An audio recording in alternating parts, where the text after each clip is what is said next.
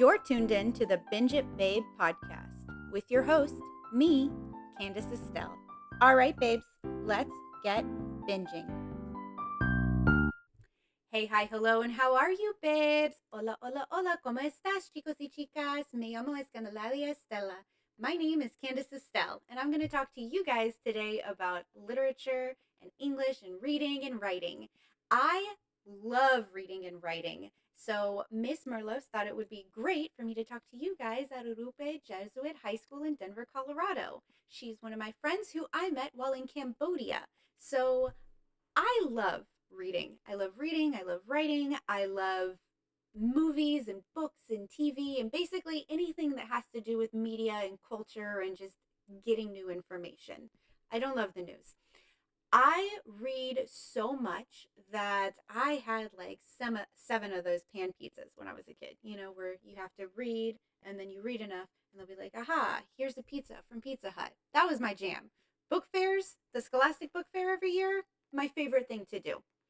I never could buy anything though because I didn't grow up very affluently. So it was kind of like, a library where I could take something home, but today is not the day for me. And that's A-okay. As some of you might be able to tell, I am Latina. And I am also a first generation college goer in my family, on either side of my family, which is very interesting. I'm actually still in college now, and I probably will be for a really long time. I've gone to school off and on for most of my adult life, and it has afforded me a lot of wonderful pleasures. It's also a lot of hard work, and sometimes, you make mistakes, and that happens, but that's okay. I'm mostly here to talk to you guys about literature and the importance of reading and writing and understanding why we do those things in school. So, like I said, I'm Latina. I also did mention that I did not grow up very affluently, which means that I grew up poor. Now, I know that there are different levels of poor, right? Like, there's a spectrum for everything. And on the spectrum of poor, I grew up down here. When I was born, I didn't have a crib. My mom made a little pallet on the floor with blankets and pillows, and that's where I would sleep when I was very little. And my parents slept on a mattress in the same room that was also on the floor. Our curtains were a sheet that was over the window. Now, that's not extremely poor, though, because I did have a place to live, and that's really important and really wonderful. But it does mean that for a lot of my life growing up, us as a family did struggle. We struggled to provide shelter and food and education sometimes.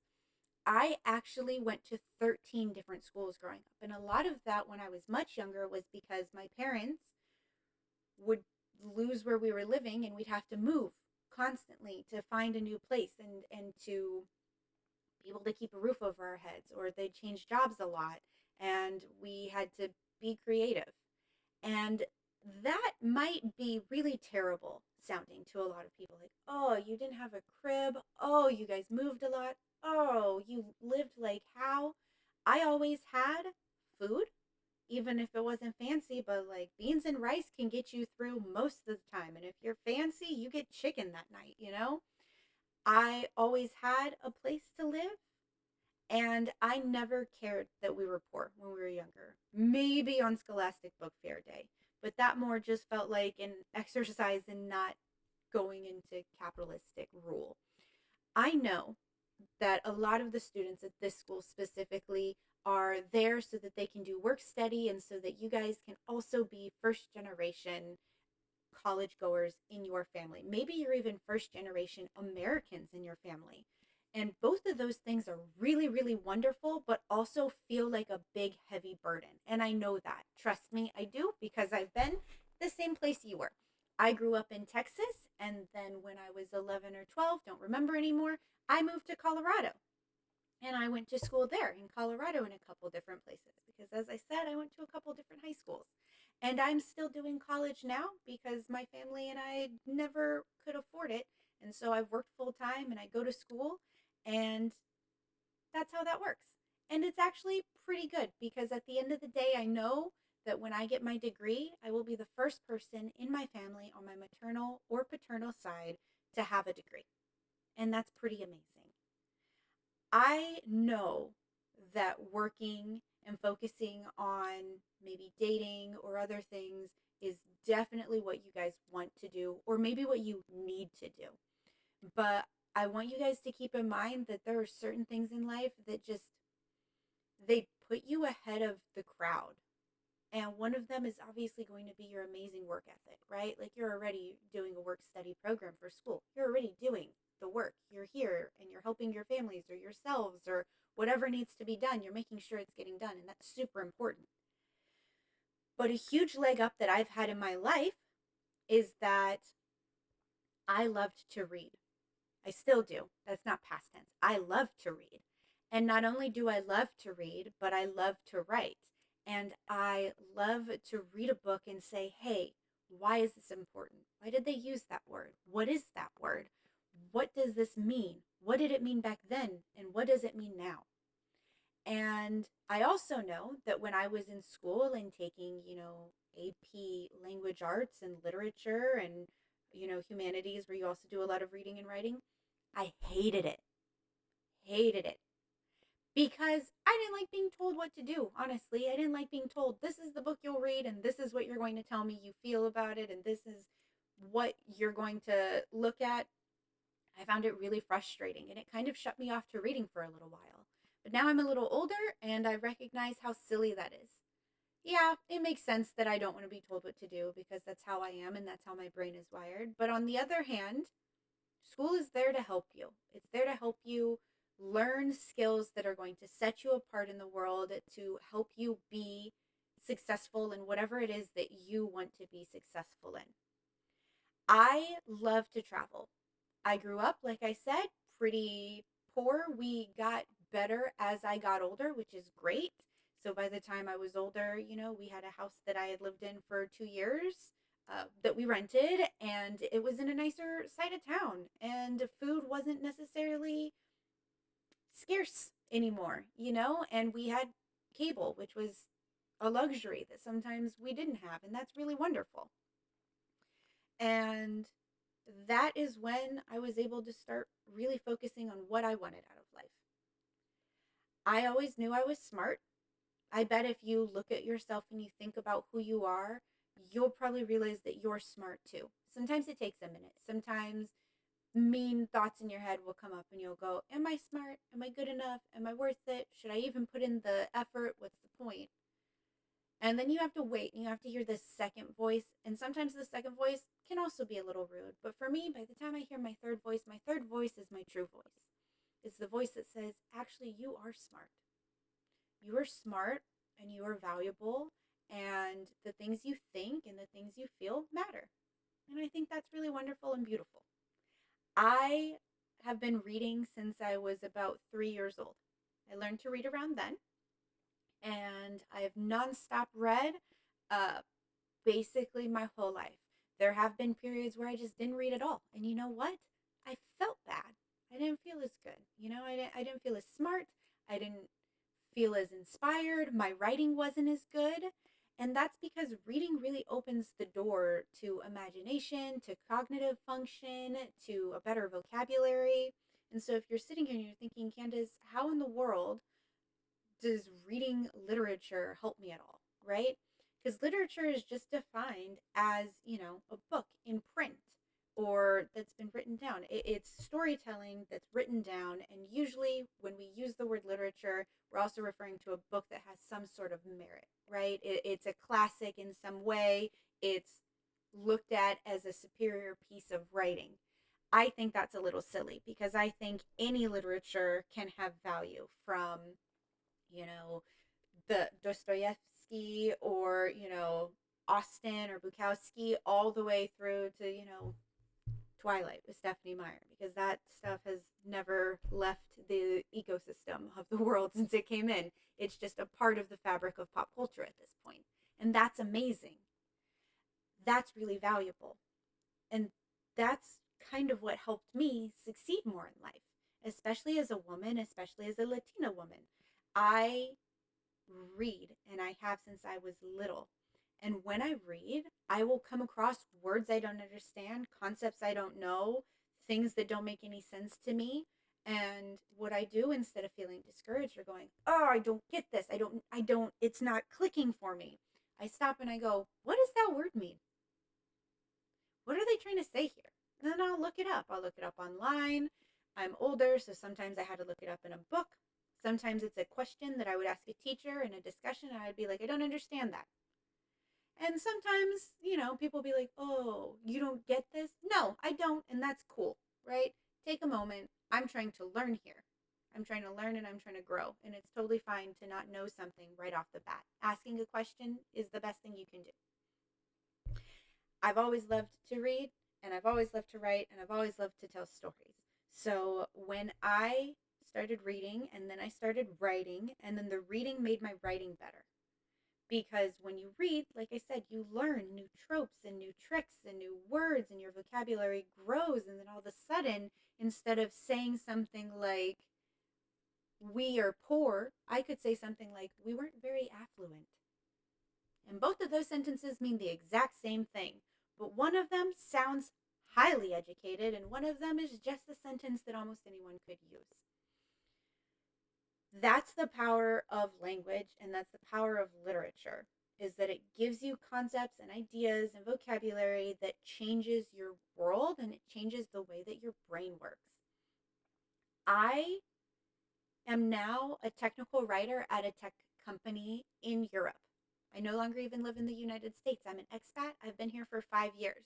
Aside from running my own small entrepreneurial business, I'm now full time writing for my job technical manuscripts for people to use a computer program that they might not understand without my instructions. And those instructions I'm able to write very well because I've read so much and I've obtained so much knowledge in English specifically that I'm able to write stuff for almost any type of audience.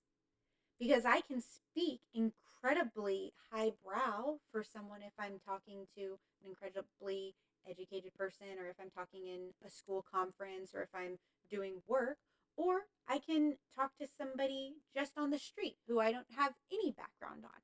And I can adjust my vocabulary and the way that I communicate based on my audience. And that makes me more accessible to a large range of individuals. And because I become more accessible and more understandable to more people, I've been afforded opportunities in life that others might not get. I'm very well spoken. I'm perfectly aware of this. I'm well spoken, I'm precise, and I work hard. And work hard, that's something that you work on yourself, right? You decide if you're going to be a hard worker, and you also go with your genetics and your DNA, and those two things kind of go there. I've not always been well spoken. I grew up in the South. I grew up with a less than ideal education. And it's through reading that I was able to teach myself words and meanings and stories that have helped me grow and attain the level of success that I'm at now. Now I run two different online publications for writing. One is for pop culture, where me and my writers write about books and movies and TV and video games and music. And then I have another one where I interview women from all around the world and I talk to them about what their lives are like and who they are and how they feel about the world and their lives and their journeys. Both of those things I can only do because I'm a good writer.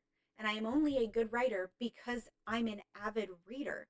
And I've been an avid reader since I was young. I'm still young. I get to be cool Aunt Candace for at least another decade, okay? I'm young. I'm not as young as you, but I am young. My point is that sometimes you're going to look at a book and you're going to say, "This is boring. I don't get it. I don't want it. Leave me alone." But that book could be what changes your life.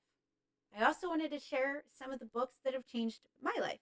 So, one of my absolute favorite books, and I do believe this is considered classic literature, is by Louisa May Alcott, who's actually one of the women who wrote things for like the um, the war. She used to live in Boston or in Massachusetts area, and she wrote stuff at that time. She was incredibly important. She also wrote one of my favorite books, which is Little Women, Louisa May Alcott. She also wrote Little Men. I didn't read it. It's probably not as good. So, Little Women is a novel about the March sisters and their mother during the time of the American Revolution. So, they are um, they're not poor, but for that time frame, they're a little bit under middle class because their father is off fighting in the war. Their mother is a nurse, and it's, I believe, five girls because it's, let's see, Meg, Amy, Joe, and I know I'm missing one. So maybe it's only four sisters. And they end up becoming friends with their neighbors, who is Laurie, and he's a little more affluent. And Joe and Laurie end up really hitting it off, and everyone thinks they're going to end up together. And they don't. Laurie actually ends up with someone else. Beth, that's the other sister. Um, that's not who Laurie ends up with. I'm not going to spoil that for you because I can almost guarantee you guys maybe haven't read this book, and I don't want to spoil it. This book I fell in love with. I'm absolutely a Joe. And you're thinking, how could you possibly connect to a book about white women in American settler revolutionary times going through a hard time, that you don't have anything in common with them? I do. I have a little sister. I have a little sister who is absolutely an Amy.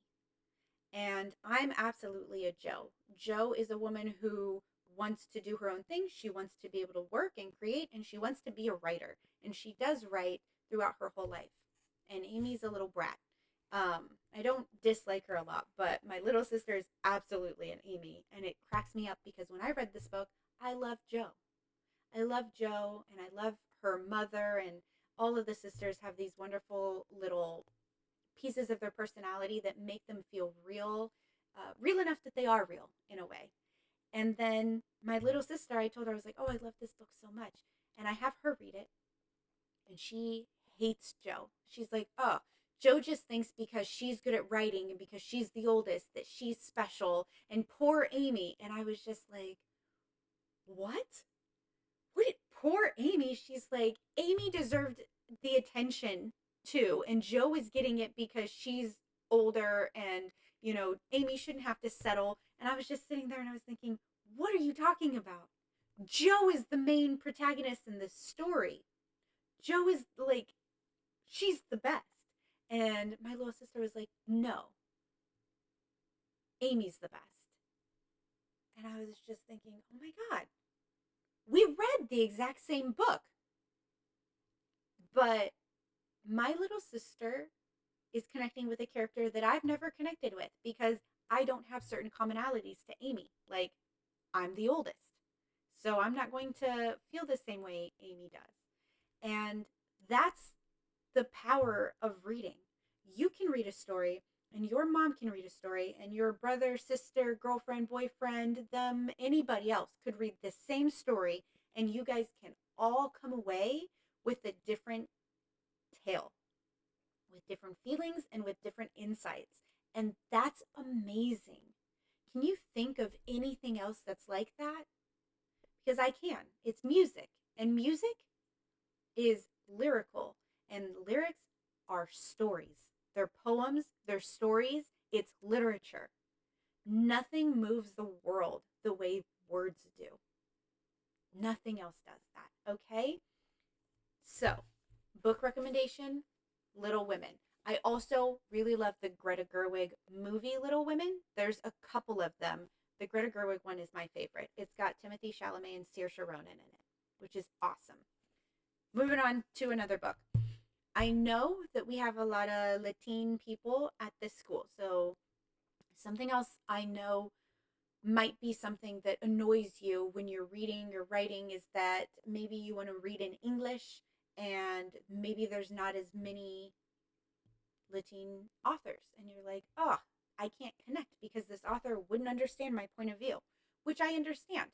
So may I bring to you Sylvia Moreno Garcia, who wrote Mexican Gothic. This is a newer novel. This book is maybe 3 to 5 years old at a maximum, and it's a horror thriller. It's spooky, okay? But it's written by a Latin person. So there you go. If you're like, oh, I can't find anyone who's like me that's writing about people like me, you can. We're in a beautiful age where diversity and inclusion is on the forefront of a lot of people's minds. And so there's more strides and efforts made. Now, if you feel more comfortable maybe reading in a different language like Spanish, there's also a lot of technology that puts a lot of popular books in that language, which is also really wonderful and beautiful. I personally would love to read stuff in the language that they were written in because there are words that don't translate just in general.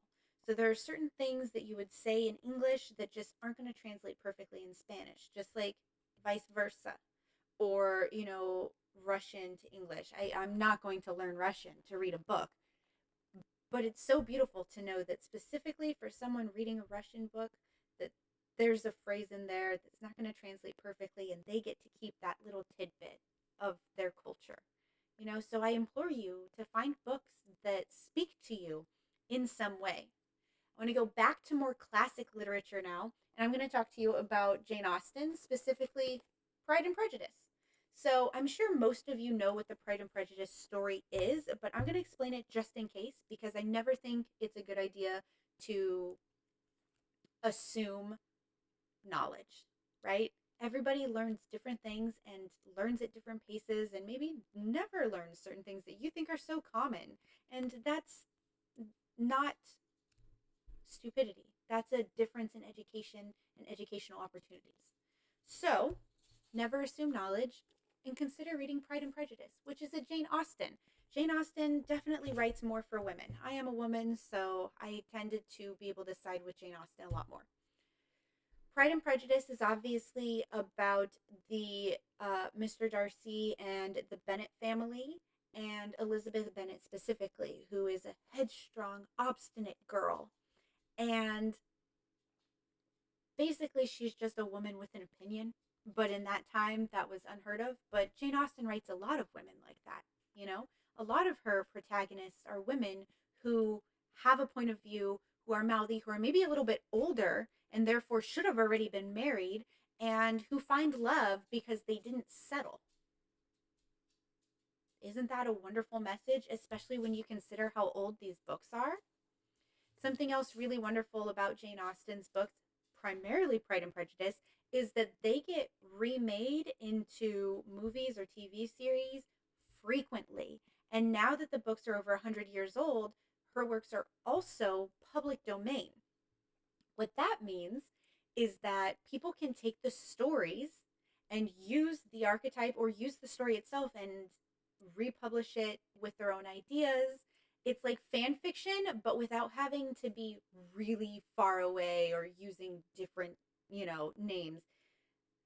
One of my favorite public domain works that came out with Pride and Prejudice after it was public domain is Pride and Prejudice and Zombies, which is not only a book, but also a movie. And if you're like, whoa, what are you talking about? Pride and Prejudice, Jane Austen with zombies? Yeah, it's exactly that. It's I believe Victorian still, so a Victorian era novel about Elizabeth Bennet and her family, her sisters, her dad, and Mr. Darcy and them falling in love with the small hitch that this is a time where zombies are rampant and running through England. And so while they go to balls and everything, they're also all perfectly well suited to fighting and battling because they're having to live through a zombie apocalypse. Does that not sound hilarious and fascinating to you? Because it should. It's amazing. It's super, super fun. And that's a classic book. This is classic literature, Pride and Prejudice. And it spawned 10 plus movies or TV shows, another series. Jane Austen herself, when she became public domain, there is an author who did Pride and Prejudice and Zombies and Sensibility and Sea Monsters and a whole bunch of other books that take these classics and make them more accessible to the modern day. Now, you're in school, so you have to read the classic, But it's nice for you to know that after you read the classic and you understand it, or maybe you don't understand it very much, you can go and look up different versions and understand the different versions and be a part of this conversation that has been going on for more than 100 years. Literature connects you not only to other people in your class and connects you to better job opportunities and better vocabulary, but it also connects you to the past, to all the billions of people who have read or heard these stories before you and will read them after you. Literature is forever. It stays. It has this beautiful, wonderful staying power. Think about the fact that Dracula is considered a classic literature book from by Bram Stoker. And that book has spawned a whole bunch of things. You know, Nosferatu, for one, which is a movie that'll be coming out. It's also a movie from the 1930s. And any of the vampire stuff that we read nowadays, Anne Rice's Interview with a Vampire, all of the Twilights, this concept started from one book about one guy hundreds of years ago. Dracula. There you go, right? That's amazing, the impact that reading and writing can have. I get so passionate about it that I run this publication, or not this, this is not the publication. I do, but I also run this podcast just so I can talk to other people about movies and TV and books, because being creative is the thing that brings me life, right? It's the thing that makes me so excited. When I was a child, one of my favorite things to read was the Magic Treehouse series. The Magic Treehouse series is for children. It's for, like second to fourth graders, maybe stragglers on either end. I'm not sure if I would love them as an adult, but I loved them as a kid. And while I read them, I learned about the dinosaurs in Camelot and ancient Egypt and ancient Greece. And I learned history through novels, through books. I learned about the world, past and present, and anything else in between, or beyond. Mary Shelley wrote Frankenstein. That is considered the very first science fiction novel written by a woman because she was heartbroken, and Frankenstein was an allegory for her bad marriage and her lost child. Isn't that fascinating? Isn't that cool? Frankenstein, who's a classic Halloween monster, is an allegory for a woman who lost a child and was in a difficult marriage and honestly was just feeling very gothic and a little bit glum. And she wrote a masterpiece and she created a genre. A genre. That's amazing. Lord of the Rings' basis is the World Wars. Now, Lord of the Rings, huge. Was huge when it came out, still huge. Isn't that amazing? Think about any of the things that you enjoy when it comes to content and media. And I implore you to look and say, hey, I can look at this trend. And this trend or this movie or this book goes back to this idea. And that goes back to this idea. And trace the lineage of literature or movies that you love. Have you guys ever seen the movie 10 Things I Hate About You? It's a 90s rom-com. It's an absolute classic. People love it, of any generation. If you don't like it, we'll have a conversation. 10 Things I Hate About You is an adaptation of William Shakespeare's The Taming of the Shrew. And you would never know, but the story is there. I also implore you, if you're people who are needing to read Shakespeare in school, because I know you guys just did a Midsummer's Night's Dream, consider reading it out loud, reading it with someone else, because Shakespeare is meant to be heard. It's meant to be performed. It's not meant to just be read. Read it out loud. Read it with a sibling, with your classmates, with the teacher, possibly, if there's time, and read it in a Southern accent. Because did you know that around the time Shakespeare was writing, the American Southern accent is closer to the British accent of the time than what the British accent sounds like now, which means that a Southern accent, for one, sounds really cool with Shakespeare. It sounds really good, surprisingly. Two, that is how it sounded when it first came out, when it was first at the Globe Theater being performed. And that's amazing. Books let you touch history. They let you experience something that's gone by.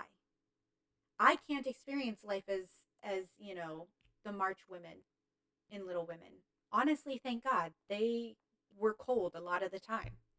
But I can read this book and I can feel what it's like, and I can listen to Louisa May Alcott explain how when they walked and the snow crunches beneath them and they can see their breaths and they are shaky a little bit and their bonnets are hot because they're sweating there, but they're cold in their faces and their fingers are so cold and worn down, but they need to make it to this next house so that they can deliver food to a family that needs it. And that's amazing. Being able to read something and being taken into that world is magic. It's a magical superpower that literature allows you. I'm not a huge classics person, but I'll read them. I read them for school and I didn't love it, but I did it. Now I've read them and I read them for me. And sometimes I'm like, oh, God, ugh. Dracula, perfect example. Found it kind of boring. But you know what? It did lots for the community, so I let it go. But now I'll read things and I understand it from a different point of view.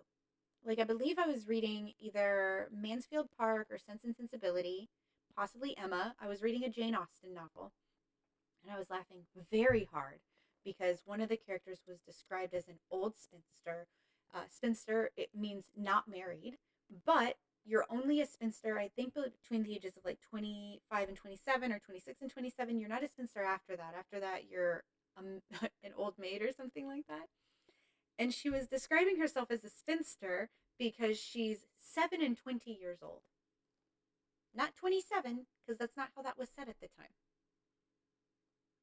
And that's fascinating to me, to sit there and go, 7 and 20 years old? What could that possibly mean? Right?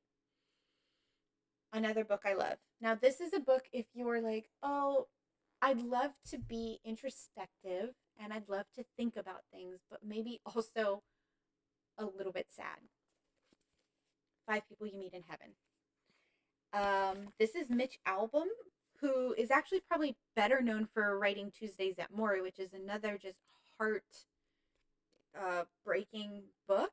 I like this one a little more, and it does have a sequel that came out 20-ish years after this one did, and I also read that. This book is about what happens when someone passes away from the point of view that after they pass away, they meet 5 different people that have been a part of their life in some way on their journey to heaven. And some of the people that the character ends up meeting are just not characters where you're like, oh, that means anything to my life. That was a street vendor. And then you find out from their point of view that this interaction caused this whole string of events to happen in their life. Or you meet people who are incredibly significant, like your parents, or the love of your life, or your children. And it's a beautiful tale that makes you stop and think about what's important to you in life, what really truly matters. For me personally, what's most important to me is that I get to create and I get to share and I get to live in joy. Not just happiness, but I am joyful most of the time. Now, you're a teenager, so you're probably not joyful. You might even be very moody and very, not into any of this. Maybe I'm actually too excitable sounding for you. May I consider or bring it to your consideration poetry? Poetry can be short, it can be long, it can be iambic pentameter, it can be a haiku, it can have all the different parameters, whatever. Just write something down, say it's poetry. That's how art works, okay? Unless your teacher is saying you have to write a haiku or you have to write something iambic pentameter or whatever, then you do have to follow those rules. But if you're just writing to write, poetry, right? Poetry is super, super easy to get into. I opened the book to this page and I'm going to read these. This is Pillow Thoughts by Courtney Peppernell. And this book is separated by like if you're in love, if you're lonely, if you're blah blah blah. And this is the if you're lonely section because I thought maybe this will help a moody teen, right? So maybe fallen in love, lost your first love at this point in your life. It's very possible. It's very intense. And here's a poem for that. You promised you would never take a road that I could not follow. Yet here we are. I'm crying on the bathroom floor, and you've taken the road I couldn't follow. That's one sentence. To be fair, it's a long sentence. One sentence, and you have an entire story. That's magic. Okay? That's poetry. That's words. That's writing. That's magic. Here's another one liner. Ready? If I had a list of all the things that still make me cry, some days you would be at the end and others at the very start. Think about the fact that in any other order, those words might not have weight or value or meaning to you or others. It's just one sentence of words strung together in no particular, you know, they're not extraordinary in any way. But when you put them together in that specific particular order, all of a sudden you have something that elicits an emotion that we can all connect to on some deep human level. So if you're someone who maybe doesn't want to read full books all the time after school or you don't have the time, consider poetry or short stories. You know, you read one or two or 10 or all of it, but it's however much time you have to dedicate to it. I have ADHD, so something I really enjoy doing is audiobooks because I can run around and clean my house or do work or cook myself dinner and I'm listening to a book. And if people are like, oh, that's not reading, yes, it is. You're getting the story, you're hearing the words, you're a part of that journey. Just because you're not sitting still and looking at the words on a paper does not mean it's not reading. Most librarians agree with me. And if they don't agree with me, ignore them because that's gatekeeping literature. And if that is what you need to do to make it more accessible to you to read and to learn and to hear a story, then do that because it's more valuable to have heard the story than to never hear any of it. I'm going to my last book that I'm going to share with you guys, which is Lessons in Chemistry. This is my favorite book. It's a modern book, but I think it'll become a classic. It's already become a series on Apple TV. It's not as good as the book. This book is about Elizabeth Zott in the 1950s, and this is a woman who wants to be a chemist and has gone to school to be a chemist and falls in love with a man who is a chemist and is a little bit older, so he's finished his schooling and she's still working through it. And it's her life's journey as a female scientist in the American 1950s, which I'm pretty sure isn't too far off from where we're at right now, but also as a woman who falls in love when she didn't expect to ever have someone in her life, as someone without parents, as someone who becomes a parent. Elizabeth Zott is my hero. I wish she was a real person because I'd love to meet her and shake her hand. I'd say hug her, but Elizabeth is not a hugger. This book is wonderful. It makes you feel. And that's kind of what any book does. It makes you feel. Now, if you're reading a book you don't want to read, it might just make you feel tired. Work through that. Consider the audiobook. Stop just watching a movie to get the gist of it. Stop reading just the cliff notes or reading someone telling you about what the book is about, because the book is about something different for every person that reads it. Because for me, Little Woman is about Jo and how she defies gender roles. And for my little sister, that book is about Amy and how she's a neglected younger sister who doesn't get enough attention or love. You can't read other people's thoughts on literature and decide that they're exactly your thoughts, because creativity and art is fluid and it will mean something different to you than it means to the person next to you. And that's what's interesting. Being able to have a conversation, being able to have different points of view, and being able to still engage in something. I know that high school is difficult. It sucks a lot of the time. But I'm telling you right now that the books I read in school, not just high school, but just in school, helped me be who I am now. I'm someone who owns their own house. I continue my education, personal choice. I really love education and learning.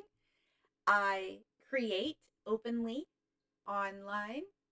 I get paid to write. I travel the world and meet people all over the place.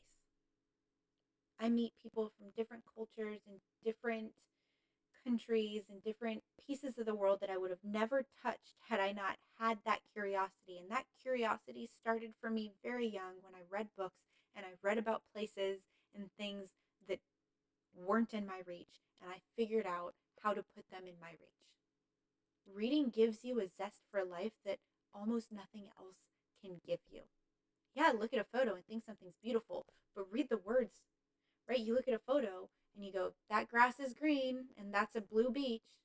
And then you read the words, and the words say, the grass is wet from the morning dew, and it crunches under my feet as I pad along the path, walking towards the crystal blue waters that shimmer and dance for me as the sun sparkles over and gives a brilliant blue, glorious light as the waves lap over my feet on the sandy beach. And I feel the warm wet between my toes. And I think, thank goodness I live somewhere near the ocean.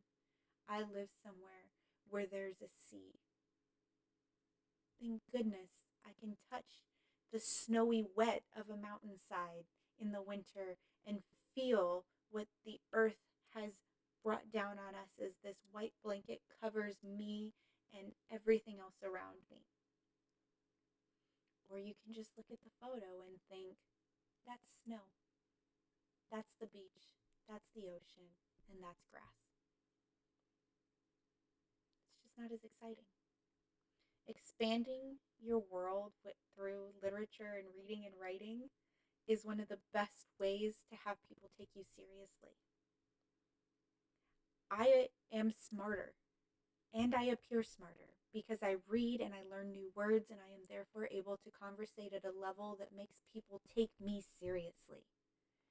You need someone to take you seriously. And you do that by educating yourself in whatever it is that makes you passionate.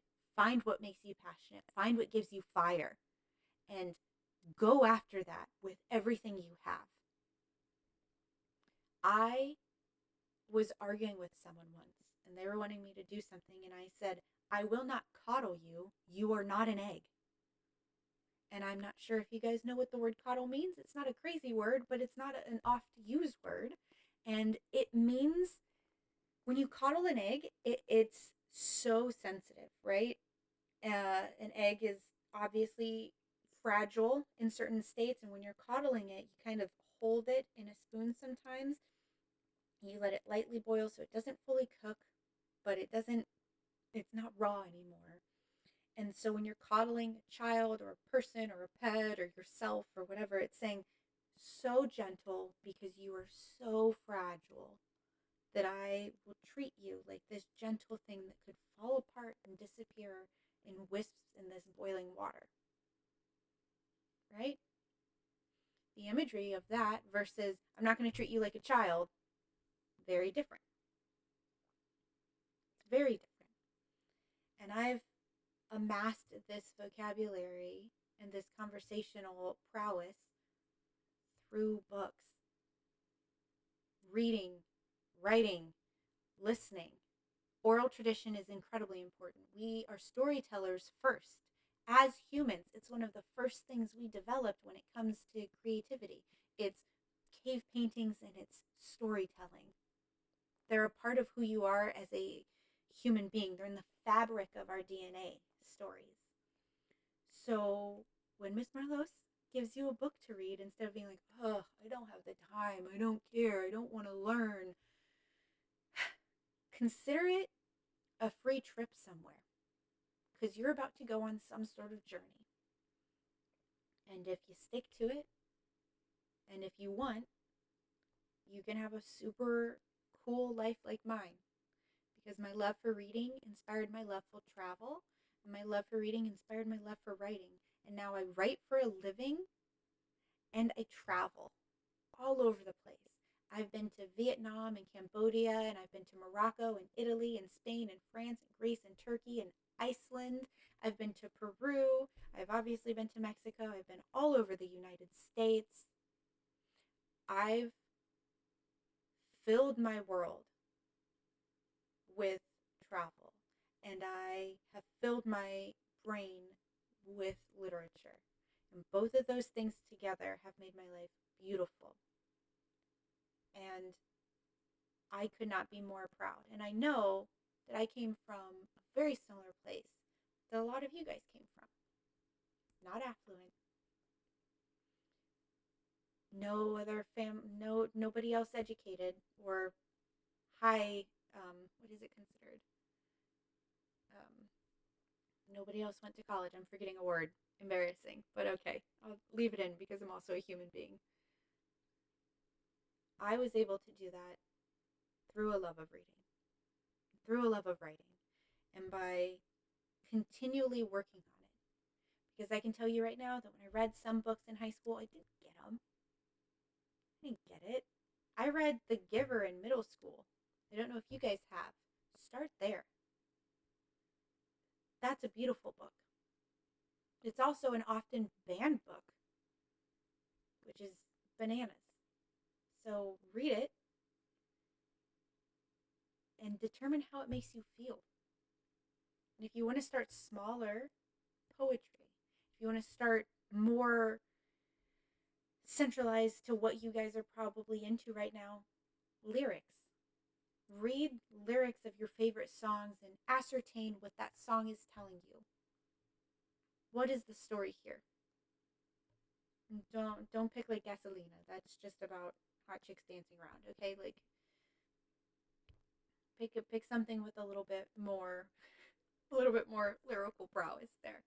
And read it and say, what is the artist trying to share with me? What story do they want to paint for me?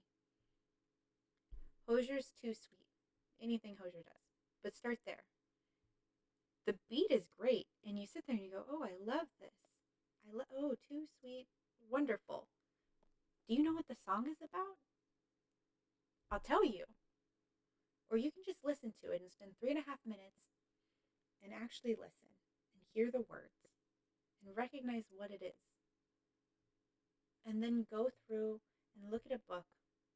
Have someone recommend a book to you, your librarian, your Miss Merlos. Me. You can write me and I'll recommend you a book. I'll recommend you 100 books, okay? And start somewhere. Find your passion. Find what gives you that fire. Is it Greek mythology? Is it women's stories? Is it books by comedians, like comedic memoirs? Is it books about war? Is it books about death? Is it books about magic? Is it books about love? Is it books that teach you something, like a book on business or a cookbook? Any of it is valid, and all of it is important, and all of it is literature. I implore you this week or whenever, figure out what lights your fire up. Figure out where you can read something and go, yeah, I connect to this. Because one day you're going to be in a place and someone's going to ask you your favorite book. Or you're going to be trying to pick up a girl. For a specific audience here, try to pick up a girl and you're going to have something cool to say to her. Recite a poem. Send her something. Don't be like, hey, mommy, you're sexy. No. You'd be like, your raven hair and glossy lips make me feel alive. Way better. Just saying. You're going to get that skill if you read. You're going to have better job opportunities if you read. You're going to be and sound more educated if you read. Now, I'm not saying you're not educated, and I'm not saying that you sound dumb or anything like that, because obviously I've never talked to anybody, any of you, anybody that would ever see this video. But I know that this is the gateway to your best life, because not only do you get to live 1,000 different lives with every single book that you read, but every time you read something, a little piece of it sticks into your soul and it holds you there forever.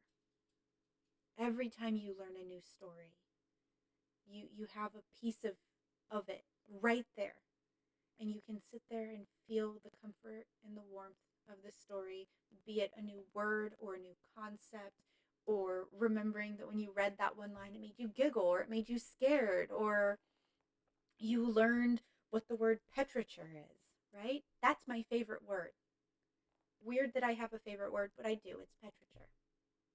It's the sound, it's not the sound, it's the smell the earth has after a long period without rain when rain happens.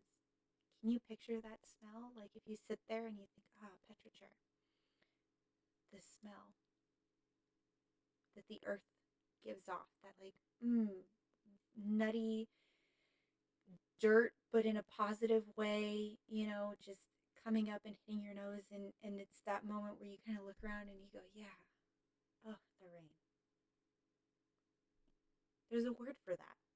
There's a word for almost everything. And if there's not, make one, because language is fluid and changing, and slang becomes a part of our everyday vocabulary all the time, historically as well. However you choose to speak, it is a part of who you are, and it is a part of expression, and that comes from literature and reading and words in any language, in any culture, throughout time, forever. Consider petriture. Petriture, like I said, smell of the earth after a long period without rain when it rains. Petra, Greek, means earth. Ichor, the blood of the gods. It's the golden substance that comes out of a god.